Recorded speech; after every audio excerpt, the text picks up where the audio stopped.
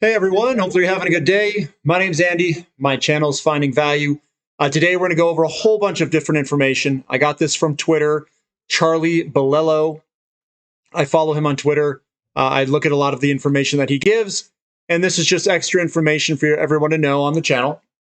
It might give you a little more confidence in the economy, maybe a little bit more confidence in what's going on around the United States in this economy. And I'll go through the numbers.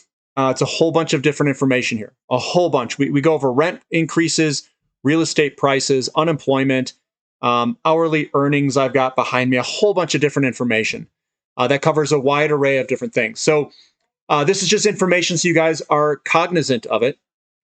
And most of it looks pretty good. As weird as it seems, I know everybody always talks about decline, decline, decline, crash, crash, crash, inverted yield curve. Well, I'm going to show you some other information. Maybe it's a little bit more positive, maybe not. We'll see, however you take it. But let's dive in here and let's take a look at it together. So we've got the U.S. job openings minus the unemployed. And we are way up there. The imbalance between how many job openings there are versus the unemployed has never been higher. What this means is that we have far more job openings in relationship to the unemployed. It's a ratio. We were kind of eating it through here, and now we are way up, meaning that we've more jobs than we can basically fill. We've got the U.S. average hourly earnings. That is up 5.6% year over year. That's been moving on up at a pretty good pace. So yeah, it may not be keeping up with inflation, but it is moving up. It's one thing I wanted to touch on. Looking at the commodity price changes over the last year, my number one pick was natural gas. Natural gas is in the number one slot. Now, this is going to change around quite a bit, I think. But my bet for America is that natural gas will be the number one commodity going up with another one that it's not on here. Uranium is another one that I think will do incredibly well. And oil. Oil is 68% here. Oil is going to do well. Natural gas and uranium are going to be the burners. They're going to kill it, I think. But here's the performance of them. You know, gold 12%, lumber's down 13%. That's one of the minus ones there. A lot of stuff's up though. Lots of stuff's up. This is the largest companies in the S&P 500 by market cap. This is just some of the really large ones I wanted to share. You know, you've got Apple, Microsoft, Alphabet. This is some more information that they had. Here's by number of employees, by revenue. I mean, Walmart's kind of dominating all these. It's up in the top 10 of everything. We've got rents. So here's something that's pretty crazy here. I know a lot of people say that housing is in a bubble. It is in a bubble. Well, I mean, you have to look at it from the person who's renting. Rents in the U.S. are up 17% over the last year. Here's the metros with the highest percent increases. Miami over the past 12 months, 30% increase in rent. Tampa, 37%. These are all 30%-ish up. Now, what do you think those people are going to do? They're going to have to either pay exorbitant amount of rent or buy a place. So when people say that housing's in a bubble, it's not in a bubble. We don't have enough homes. And that's what this rent is telling us. We're seeing both the rent price and the house prices go up together. It means that we're just short the amount of homes in the system. That is what it's telling us. And if you're a person who's renting and your rent prices is going up 30%, you think they're motivated to buy something and lock in their prices? I think they are. You might just because things become less affordable doesn't mean people won't buy. It depends what rent prices are doing. And rent prices are going ballistic. I would be a buyer. That's me if I had to pay rent. Looking at, this was kind of interesting. Use government math. Home prices are up 19%. Rents are up 17%. That equals a 4.7% inflation rate for housing. And they're in here playing with all the numbers, guys. They are playing with these numbers massively. So I wouldn't believe even the inflation rate numbers. I'm going to go all the way back here and work our way left to right again. So here is the number of the medical event patients in hospitals. It is down 92% from the high in January, all the way down to the new pandemic low. Crazy that there's so few COVID patients in hospitals. Looking at the market. So this is what the market is pricing in for interest rate hikes. We've got the market is now pricing in a 72% chance of a 50 basis points hike at the next Fed meeting on May 4th. Fed funds futures are projecting a year-end Fed funds rate of 2.5% to 2.75%, up from 0.25 to 0.5% today. So that's what they're pricing in today, just to let you know. We've got the 30-year fixed rate mortgage rate. It is rocketing higher. Like I said, this thing was going to break to the upside in terms of the 10-year yield. The 10-year yield is highly correlated to the 30-year mortgage rate. These things are rocketing higher. They are trying to slow down the home prices. Home prices is a function of inflation. Now, you're going to get in a conundrum here. You're going to get into a conundrum. Here's the conundrum. People say that the housing market's in a bubble. I disagree. The reason I disagree that it's not in a bubble is because bubbles need inventory to pop. There's no inventory to pop. Rent prices are rocketing higher. Home prices are rocketing higher. We have no active inventory, and the price of new homes is rocketing higher. So there's nothing to offset the supply side of this. If the demand remains robust and the supply doesn't come on, what they'll do is they'll slow down in the rate of increase, but they won't go back down. Even though these become unaffordable, I think they'll just hit a stalemate and will remain elevated. I don't think they'll come back down. That's my take on it. And with rent prices going up, it's going to force more people to buy because you have a shortage, and then there's going to be a shortage of rentable homes and buyable homes, ones to own and ones to rent. And now people are just fighting over whatever's left of availability. Looking at this, we've got Apple's 7.1% weight in the S&P 500 today is the largest weighting we've seen for any individual company going back to 1980. And that's Apple.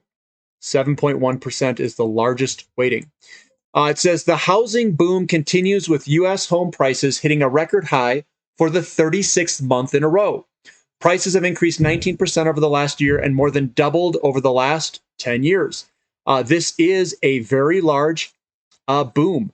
What happens is in a recovery phase is this move here. The expansion phase started in April of 2020, and that's where this big move is coming. Now we're in an expansion phase. We've run out of inventory. Inventory was getting depleted in this time frame. Now we're at critical levels, and it's starting to go vertical. So, yeah, we don't have the inventory to slow the move. We need inventory.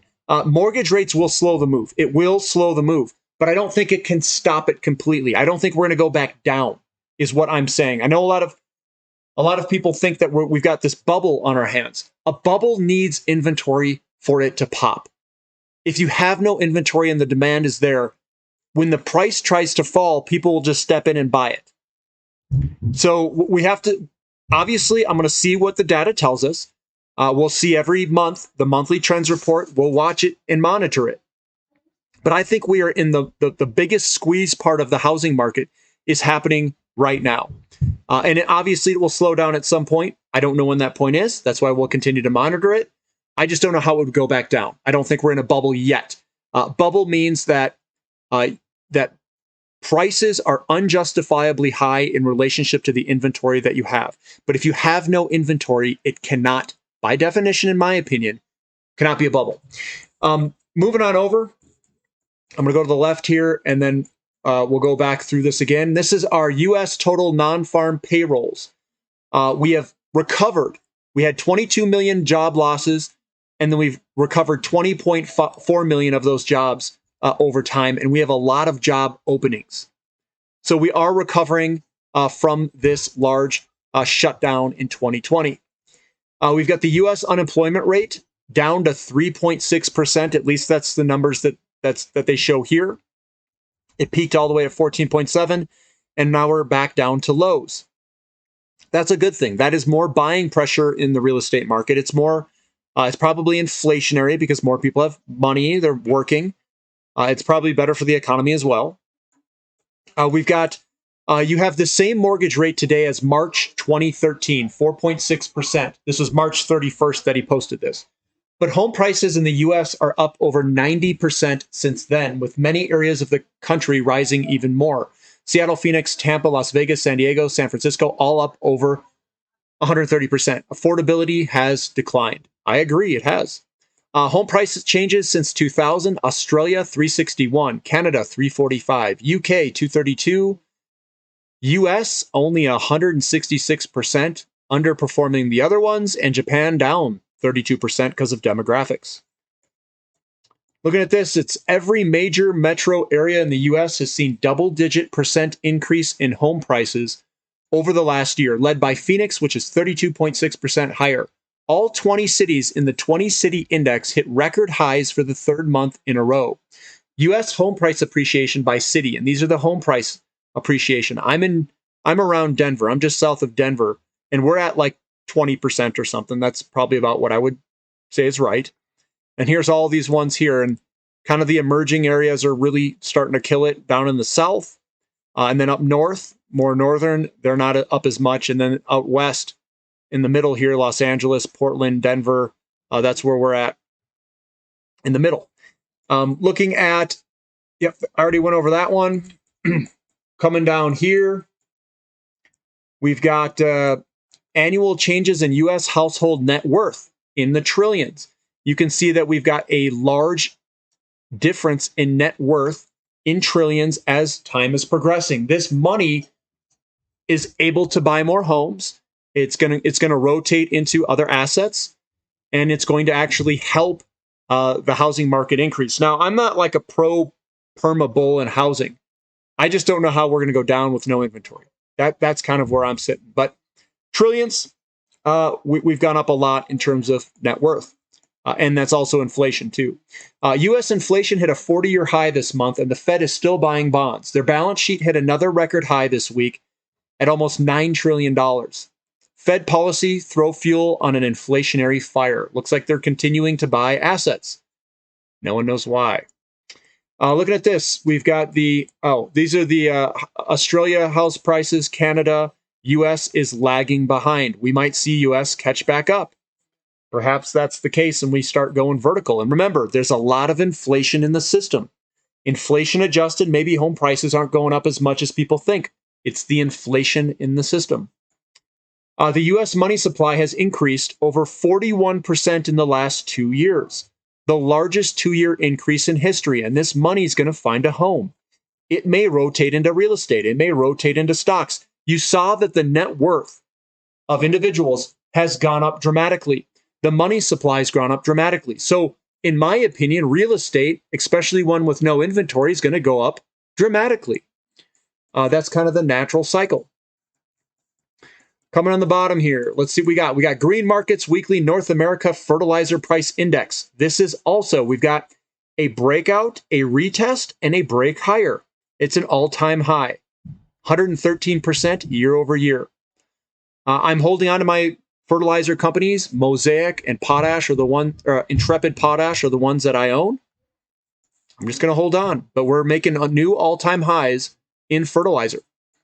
The average price of a new home in the U.S. 2012 was $274. We are now up in 2022, $511. We're up 25% year over year.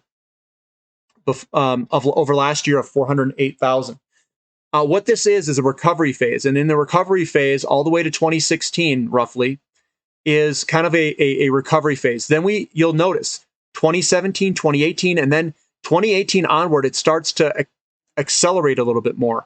And now we're hitting large acceleration phases between 2020 and onward.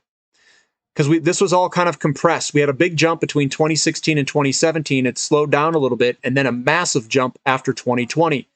Could the medical event and all that inflation that they printed have an impact on these prices? I think so. I think so, that all this inflation coming into the system and the squeezing up of the home prices and inventory is having an impact. So that's what I have for today. This information. I'm not. I can't be a bear in something when you have no inventory of it. And I will switch my mind. I will become a housing bear when the time comes, when the inventory comes back, when it starts to move on up towards 6 months plus. I'll become a bear. I'll say, you know what? We're getting close to our sell points in the commodity sector. We're just so far from it that people calling for a bubble this prematurely is like saying, I mean, you can kind of say, you know what, we're getting overheated. Maybe that's the case, maybe not. I don't necessarily know. I don't know what's going to happen to home prices if you have the supply of homes slow down, which is happening. They're going to continue to go higher until you hit a balance point. I don't know what that balance point is. I'm continuing to watch it, and our inventories continue to get eaten up. Our days on the market are getting faster, which means they're not slowing down. It's speeding up. It's speeding up. It's not slowing down. And I know that everyone's looking at the mortgage rates, and the mortgage rate climb has been dramatic. I completely agree. I don't know the ramifications necessarily of that impact yet. I'm trying to see it in the active inventory. I'm trying to see how that impacts it. And at this time, it hasn't impacted it yet. But when it does, obviously we'll talk about it. We'll see it on the channel. I'll go over all this stuff. There's nothing to be worried about at this time. You can't call a bubble until you get more than 6 months of inventory. We have 2 months of inventory. We're not even close to bubble territory yet. So I'm biting my tongue. I'm just going to say, you know what? We're tight inventory. It's going to go higher until it doesn't. And we haven't seen that time yet. So I'm being patient. I'm watching the data, and I think everything's intact for not only higher home prices, but for a commodity bull market and more inflation. And they're going to ramp this up. They said they were going to ramp down the stimulus. They're going to ramp up the interest rates. And we'll have to see how this all impacts it. I don't know how prices will necessarily fall when you have a shortage. Usually in these types of scenarios, the supply demand trumps all. So what's going to happen is you're going to go into a scenario and say, look, I have to rent this place. If I'm going to pay $3,200 to rent it, I might as well just buy something and lock in my costs. Some people are doing that. I know a lot of people that are doing that. They're still buying because they have to.